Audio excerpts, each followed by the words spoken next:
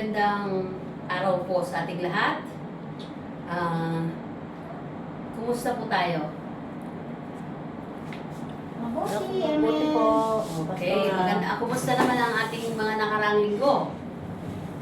Okay naman. Salamat sa Panginoon. at Salamat sa nandito pa rin Panginoon. tayo. So, ngayon ang isi-share ko ang pag-uusapan natin ay tungkol dito sa nabasa natin kanina sa 1 Corinto, sa unang Corinto. 1 Corinthians, 'di ba? Sabi doon kanina sa 1 Corinthians ang aking batayan ay, or the text that I'm going to share tonight is in 1 Corinthians. Sabi dito, listen, I tell you a mystery. We will not all sleep, but we will be changed in a flash, in the twinkling of an eye, at the last trumpet, for the trumpet will sound, the dead will be raised imperishable, and we will be changed. For the perishable must clothe itself with the imperishable, and the mortal with immortal. When the perishable has been clothed with the imperishable, and the mortal with immortality, then the saying that is written will come true. Death has been swallowed up by victory. Salamat sa Panginoon. Thank you, Lord, sa oras ito, Panginoon, sa aming pag-aaral ng iyong salita, O Lord God. Manguna kayo sa amin. Gamitin niyo po, Panginoon, ang aking mga labi, ang aking bibig, ang aking ako, Panginoon, bilang vessel na magdala sa kanila, Panginoon, ng mensahe sa gabi ito. Anoint my lips and anoint their hearts, Panginoon. Especially, Lord God, anoint the words na maihahayag, Panginoon, sa gabi ito, na maunawaan ng bawat isa. I ask the Holy Spirit, itago niyo ako sa inyong likuran, langisan niyo ang aking bibig, at Lord, ibigay niyo sa akin, Panginoon, ang tamang salita para naangkop sa kanila, Panginoon, O Lord God. Salamat, Panginoon, sa gabing ito. In Jesus' mighty name we pray. Amen and amen. So, handa na ba tayo? Amen. Okay, salamat sa Panginoon at nandito tayo ngayon. Ang topic ko ay the mysterious. Yan, ha? The mysterious chains in Christ. So, parang may ano ba sa inyo? The mysterious chains in Christ. Yun nga, yung binasa ko kanina, ang ating text ay matatagpuan sa 1 Corinthians 15:52. Alam niyo yung kanta nung araw, yung ako ay may lobo. Nakon? Sino nakakatanda? So, kakantahin natin to sa himig ng ako ay may lobo. Sabay-sabay tayo, ha? Tignan natin. Ako ay may lobo, di ba? Sabay-sabay. Ready, sing. Ako ay may lolo, lumipad sa langit. Di ko na nakita, na-rapture na pala. Siya ay nangaral, magandang balita. Ang mga tumanggap, na-rapture din sila. Kung ako'y nakinig, nakasama sana. O, di ba? Nagustuhan niyo ba yung kanta natin? Mayroon pa kayong bago doon sa tugtog na yun? May bago pa kayong narinig? Or anong salita yon? Rapture. Rapture. Ano pa? Magandang balita. May magandang balita. Ano pa? Ano nangyari kay Lolo? Lumipad, di ba? Lumipad sa langit si Lolo. Di ba? Ako ay may Lolo. Tapos, di ba yung dati, lumipad sa langit si Lolo at hindi na siya nakita. Yung pala, si Lolo ay na-rapture na pala. Although, ang pag-uusapan natin ay mysterious, pero it seems to be, may papahayag ako tungkol sa rapture. Narinig niyo na ba yung salita rapture? Amen. Narinig niyo na. Di ba? Yung iba, pagka nakarinig ng rapture, takot. Nakon? Takot sila dahil hindi nila alam ang katotohanan about sa rapture. Pero yung iba, kapag mayroon ka na sa atin, ito ay inaantay natin, di ba? Pagka sinabi natin rapture, parang ang saya-saya, parang wow! Everything will be, parang ang galing, gusto ko ng rapture. So, dito sabi nga, ang mga tumanggap daw ng magandang balita ay na-rapture din sila. Kung ako lang sana, siguro naiwan siya, no? Kasi kung ako'y nakinig, nakasama sana. Nakon? Gusto niyo pa isa pa? Tugtugin isa na. Last song. ako ay, ready, sing. Ako ay may lolo, lumipad sa langit, di ko na nakita, na-rapture na pala, siya ay nangaral ng magandang balita, ang mga tumanggap, na-rapture din sila. Kung ako'y nakinig, nakasama sana. O, babala ha? Kailangan daw makinig at tumanggap sa magandang balita para parang si Lolo na tumanggap na makasama din tayo sa rapture. So, thank you sa song ni Lolo. Okay. So, dito ang pag-uusapan natin ay it's all about 1 Corinthians. Diba? Sabi sa 1 Corinthians, sa binasa natin kanina, 1 Corinthians 15:52. Pampagising lang yung kay Lolo na yun. Sa panahon ngayon, di ba? Na ano nyo na sa atin ngayon, sa kapanahonan natin ngayon, parang ang gulo na, nakon? Ang gulo na, ang dami ng balita, ang dami ng, di ba, ang kaguluhan, nag-aaway-away, giyera, ang taas ng inflation, alam mo yung nagkakagulo na yung mga bansa, para bang wala nang nangyayari sa pera natin, yung ating binibili, parang kulang na kulang. Talaga naman, di ba? Bakit tayo nagpunta ng abroad? Dahil kulang ang ating kinikita sa Pilipinas. At saka yung nagkakagulo na, mayroon ng yung sa bansa. What I mean is the prophecy, or nandito na tayo sa end times. Mga prophecy ay nakikita na natin na nangyayari na liat-liat. Di ba? Di ba? Pero pag narinig natin, oy, alam nyo ba na nasa end times na tayo? Or nandito na tayo, malapit na talaga siyang dumating. Mayroong kaba. Bakit kinakabahan sa palagay nyo? Hindi pa handa. Nakon, yung kinakabahan dahil hindi pa handa. Dito, sabi dito, basahin niya natin ang sabay-sabay. Listen. I tell you a mystery. We will not all sleep, but we will all be changed. In a flash, in the twinkling of an eye, at the last trumpet. For the trumpet will sound, the dead will be raised imperishable, and we will change.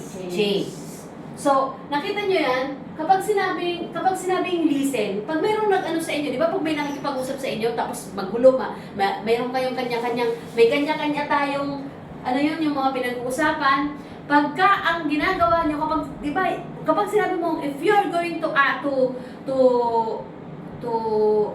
parang hinihingi mo yung attention niya, hoy, listen, makinig ka, di ba? Listen, nakon? Yung kapag, halimbawa, may busy ka, listen, makinig kayo, I will tell you a mystery.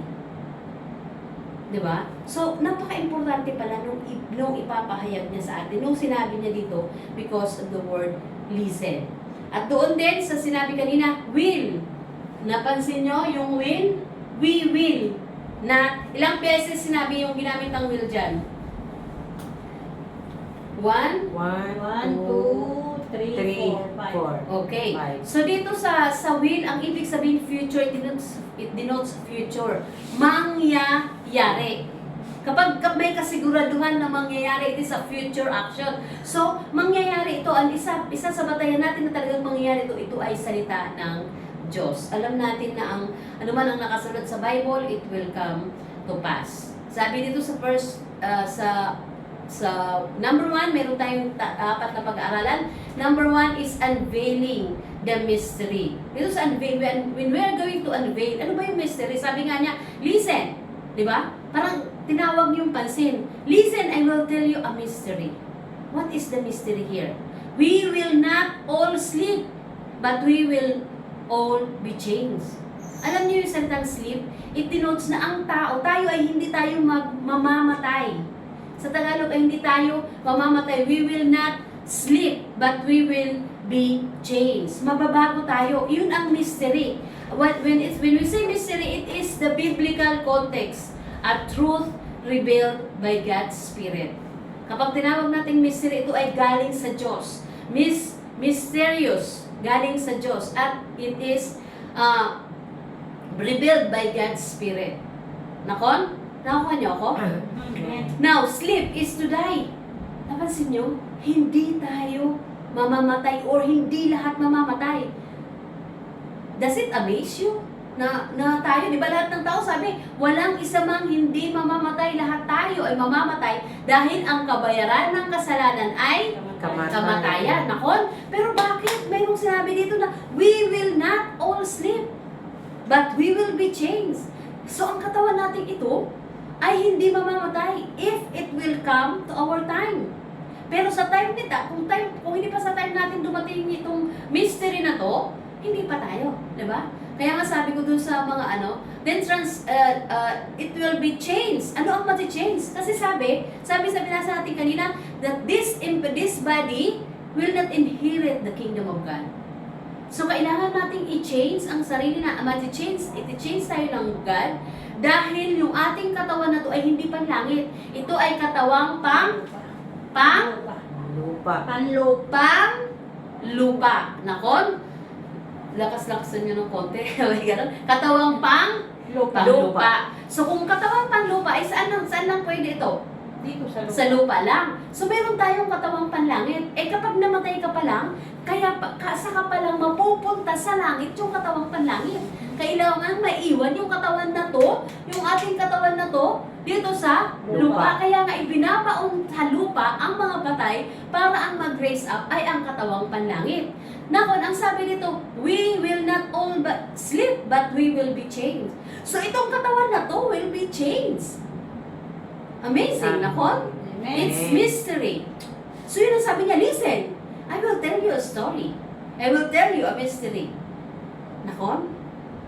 So ang ganda ng pagkakasabi dito sa Korinto na mayroong mangyayari na dapat nating intindihin o dapat nating unawain. A mystery, sabi nga dito, yung mystery na to, ang tinatawag ng iba, or tinatawag ito, it's not in the Bible, but it is said to be the rapture. It is the transformative nature of the rapture. Believers will be changed, whether alive or deceased.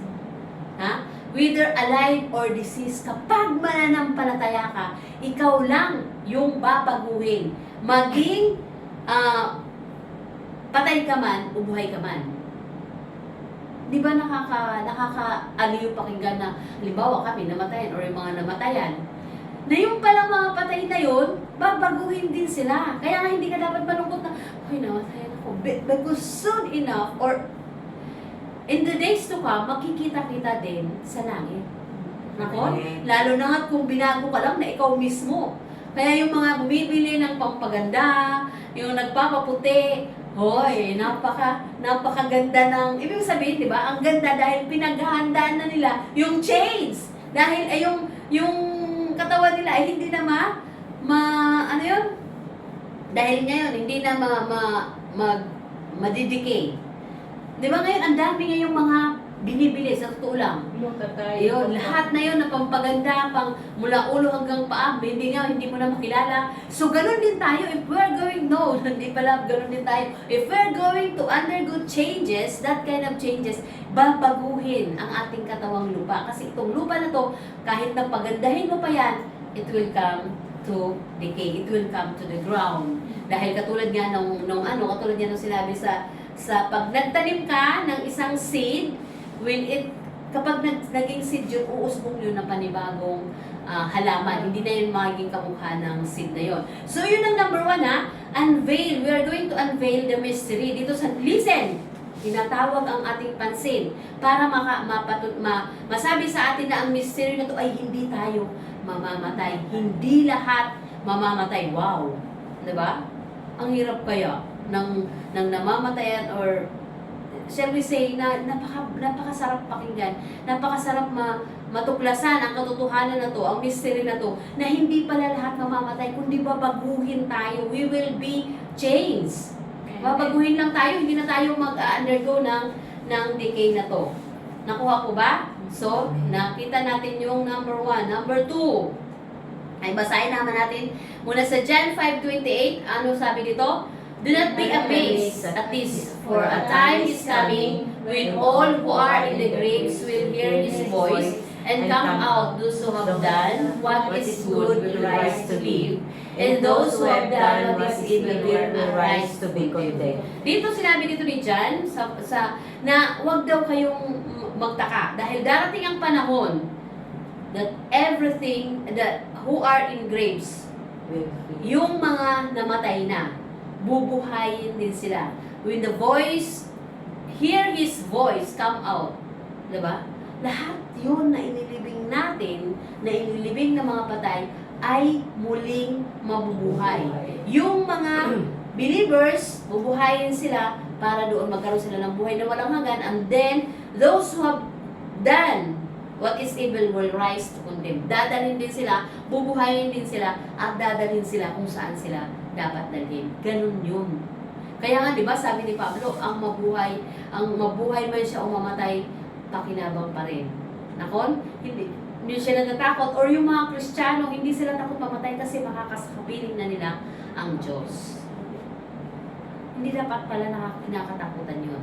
Dahil darating ang araw na talagang lahat ay babaguhin o lahat will rise up, mabubuhay. Next is the imminent transformation. Magbabago. Gaano kabilis yung pagbabago? Gaano yung pagbabago na yon? So 52 verse 8, sabi dito, in a flash, in the twinkling of an eye. Alam niyo yung ibig sabihin ng flash? Yung bang parang kidlat lang na darating, para bang dadaan lang, yung bang nahagip ka lang, that is in a flash. In a twinkling of an eye, suddenness of the rapture or transformation occurs instantaneously. In a twinkling of an eye, lahat nga tayo, let us twink our eye, let us twink our eye. Iba yung, di ba? In a twinkling of an eye, gano'ng kabilis? Iba naman yung Kisap mata. diba? Iba yung pinababagalan mo yung nagwiwing ka na kasi nagpapakyut ka lang na, diba? Excuse me. Pero iba yung sudden talaga dahil di ba pag hindi mo nga namamalayan na nagwiwing ka di ba? Nag-twinkling of an eye, di ba? Yung iba naman yung gumaganon. Pero sa bilis yung ganon kabilis. The twinkling of an eye is a metaphor of a rapid change. Na-imagine nyo, yung ganon lang nahagip lang, ang change sa isang ganon lang. Isang kisap mata. Diba? Para bang, wow! Na yung mga, magic. Diba? Mystery, pag nag-magic, parang, diba, pag nag-ganon na yung one, tshun! Yung panyo, nagiging, nagiging imog, shing! Ganon. In a twinkling of an eye, sa isang kisap mata lang, napakabilis ng change. Hindi na yung, hindi na ganon. Hindi ba yung, nagpe-paste to, yung dahan-dahan ng change. Hindi. Di ba? Ang sabi doon ng change ay, in a flash. In a twinkling of an eye, gano'n na-imagine nyo lang? Na-imagine nyo ba yun? Na para bang sa isang kisap mata, pag magugulat ka pa, nakon? Amen. Ginamit lang ang twinkling of an eye as a metaphor for a rapid change. Na ang bilis-bilis ng change. Diba? The suddenness of a rapture, ito ang tinatawag na ang bilis ng rapture. Hindi nga namalayan ng iba eh. Yung sa ang pagdating ng rapture, wag nating pagkaibahin ang rapture at saka ang second coming. First coming, yung ipinanganak siya. Second coming, yung babalik siya as a king. Ngayon, this rapture is hindi pa siya magpapakita sa sangkatauhan. Talagang, it is a meeting in the air. Andun siya sa langit, aahon lang ang mga buhay at ang mga patay una at ang mga buhay. This is it. The transformation occurs instantaneously. Parang bilis ng pangyayari. Napanood na natin yung di ba? Yung rapture na movie. Di ba napakaganda? Nakakatakot, di ba? Dahil mawawala. Pero nawala yung anak mo, nawala yung, di ba? Dahil hindi in a suddenness. Yung napakabilis na pangyayari, magugulat ka na lang, hawak-hawak ka mong kamay ng anak mo, tapos nawala pala. Or kaya naman yung asawa mo, di ba? Kaya magkakaroon ng kaguluhan. Kasi dalawang nagda-drive, tapos Christian pala yung driver, nag-rapture. Dala yung driver, nagkabanggaan, pati yung aeroplano, na kung yung nakita nating movie. So, maganda na makasama tayo, pero sa mga naiiwan, talagang gulo or chaos talaga ang mangyayari dito sa mundo. When it comes in a flash, in a twinkling of an eye, ganun siya kabilis. Di ba? Dito sa 1 Thessalonians 4:16-17, sabi nito, For the Lord himself will come down from heaven with a loud command, with the voice of an archangel, and with the trumpet call of God. And the dead in Christ will rise first. After that, we who are still alive and are left will be caught up together with them in the clouds to meet the Lord in the air. Yan ang tinatawag na sudden change, di ba? Saan daw magmi-meet? In the air. In the air. So, magkakagulo dahil sa alapaap. Nandun ang Lord sa alapaap, mahuhuha tayo kung sa panahon natin. So, this is the meeting in the air. Nakon? It's there's going to be a meeting in the air and a sweet bayan ba? Yun, ang ganda ng tugtog na yun. Now, there's sounding trumpet. Noong panahon, at the last trumpet, alam nyo ba this coming October, meron silang tinatawag na tabernacle. Dito sa tabernacle na to, dito ang Feast of the Trumpet, as I know. The trumpet is as a divine announcement and gathering. Noong araw kasi kapag hiniihip nila, o kahit naman ngayon, ang trumpeta, may feast sila dito, ito ay mayroong mga kahulugan. Ang last trumpet na tinatawag ay ito na yung last na pagdating niya. Kapag umihip na ito, at mababasa din ito natin sa Bible, kapag umihip na ang last trumpet, this is the time na darating na siya. Kaya ngayong iba, nagpupuntahan dito, may mga pilgrimages, may mga pupunta dito dahil every year na lang, lalo na dito tayo sa end times, talagang gustong-gusto nilang masakses. Sabi nga ng iba, if there's going to be rapture, I will be in Jerusalem. Diba? Kasi, wow sa kalahatan, pero ay sa mga Christians. Diba? That is going to be. Nakita niyo yung ating background? Ganyan ang mangyayari, di ba? There's going to be a meeting in the air. Sa air, magliliparan yung mga, pero hindi natin yung visible na makikita. Or, we don't know what will happen. Hindi pa natin alam kung ano ang talagang mangyayari sa time na to, but it is what is written in the Bible. Diba? Sa alapaap ang meeting. Then, glorious transformation. For the trumpet will sound, the dead will be raised imperishable, and we will be changed. Dito, being raised imperishable as a victory over mortality. Ang ibig sabihin kapag daw nag-sound ang last trumpet, the dead will be raised. Yung mga patay ay bubuhayin. Nakuha nyo? Yung palang mga patay na yun, ay bubuhayin sila. And at that last trumpet, we will be changed. At yung mga buhay tayo, yung iba, sinasabi na, pati yung mga damit, pero yung iba naman, ang sinasabi, dahil nga sa kapag napag-aral natin, may iwan yung mga damit, yung mga alahas, may iwan yan, dahil the body will be changed.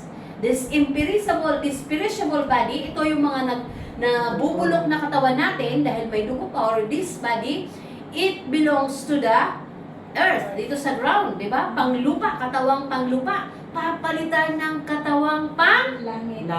Wow, di ba? Kasi, yung katawan ni Jesus Christ, yung katawan ng Diyos, yun na ang ibibigay na katawan sa atin. Amen. Kaya nga, pero hindi naman natin dapat, ayoko na nga magkakain, magpapaano na ako, kaya hindi mo na iingatan yung katawan mo, dahil nga, bibigyan ka naman makakaroon naman ako ng bagong katawan. No. It's dahil nandito pa tayo sa ating katawang lupa, ingatan natin at alagaan pa rin natin ito. But then, at the last trumpet, tayong lahat ay babaguhin. Kung atin ang panahon, kung sa panahon natin darating, ang pag-agaw na to, or this time, a meeting in the air, sa time natin, tayo ay magiging imperishable. We will be changed. Excited ba kayo? Amen. So, kapag tayo excited, dapat meron din tayong, kung saan pa, yung mga mahal natin sa buhay, maisip din natin sila, di ba?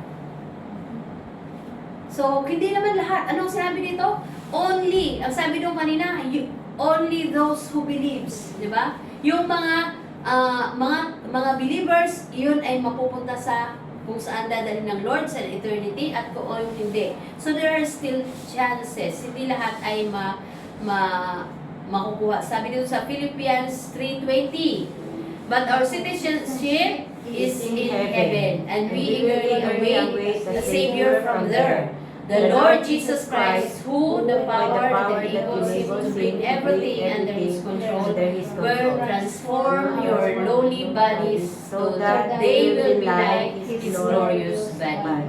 So dahil daw sa si Jesus Christ, kung mayroon tayong Jesus Christ, by the power that enables him, he is the one who will change us. God will change us, change our body into imperishable. Yung katawang lupa natin na ito na nabubulok ay babaguhin ng Diyos at magiging katulad ng kanyang katawan. Excited ba kayo doon? Amen. Wow! Diba? Yung katawan natin, kahit na anong hirap, this is, bakit ko ba ipinili ito? You know why? Ang hirap na ngayon, di ba? Wala ka nang maipangako sa tao eh.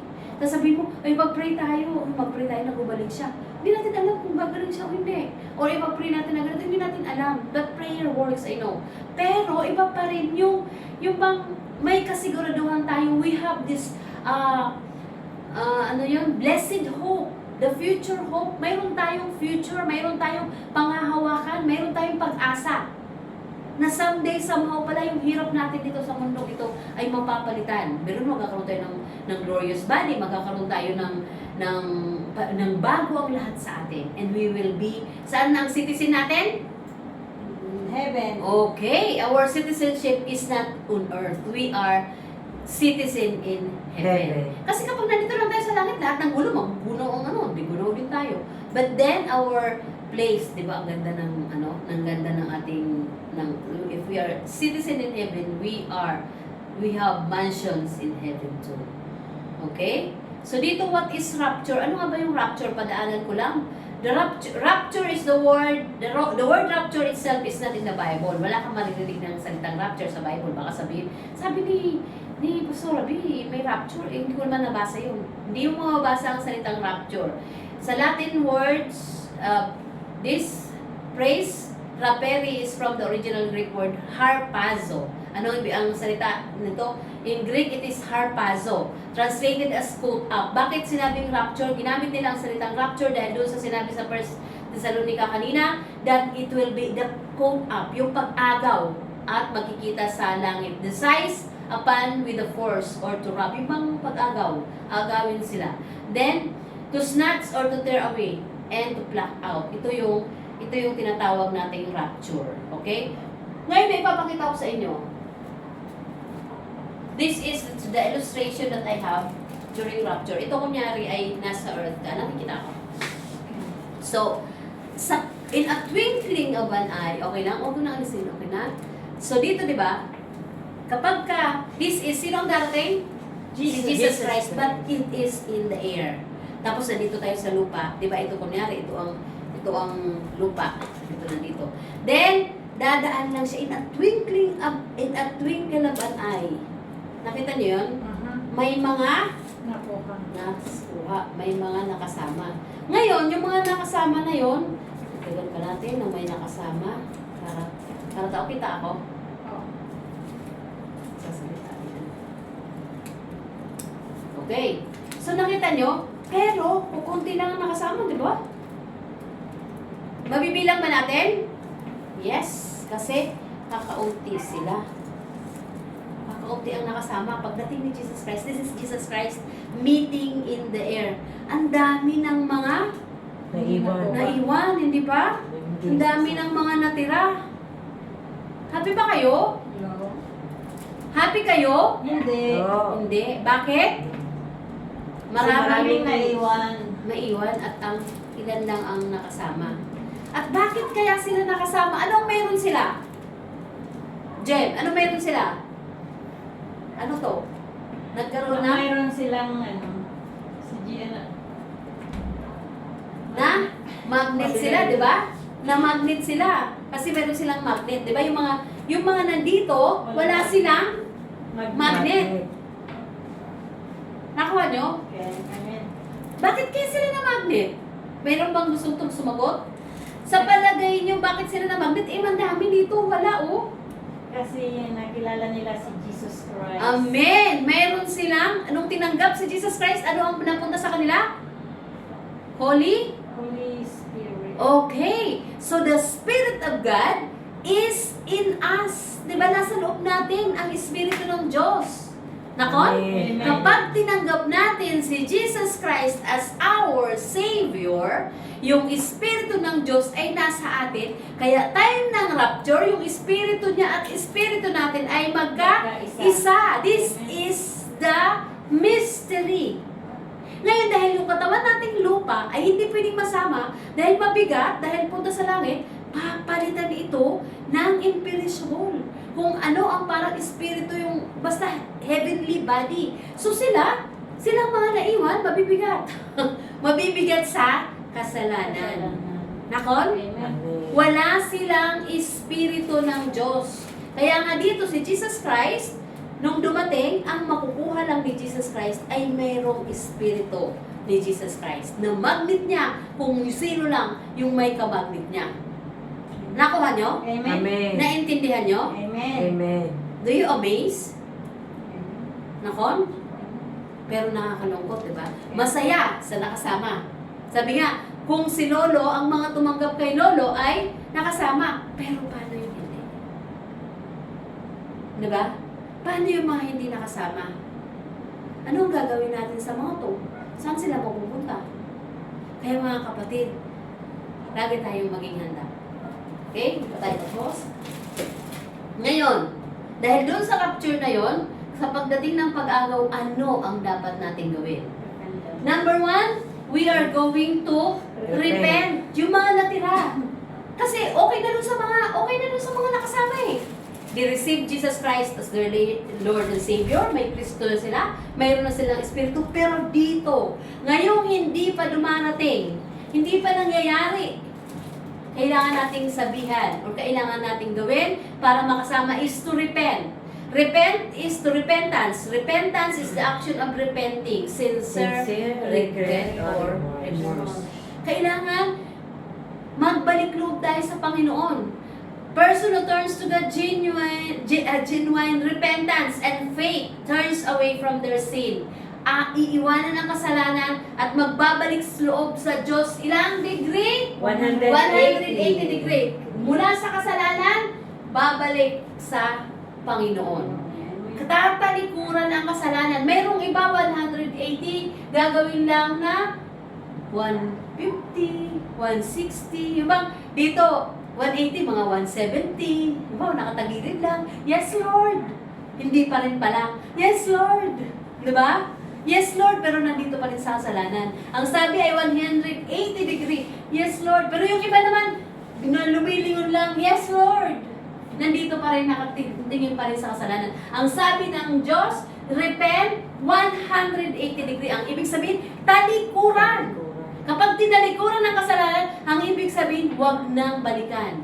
Kapag Kristiyano tayo, at tayo ay may Kristo, may Jesus, may Espiritu sa buhay natin, we will always be guilty of doing the sin, especially in living in sin. So, paano natin masasabing Kristiyano tayo kung nandun pa rin tayo sa sin?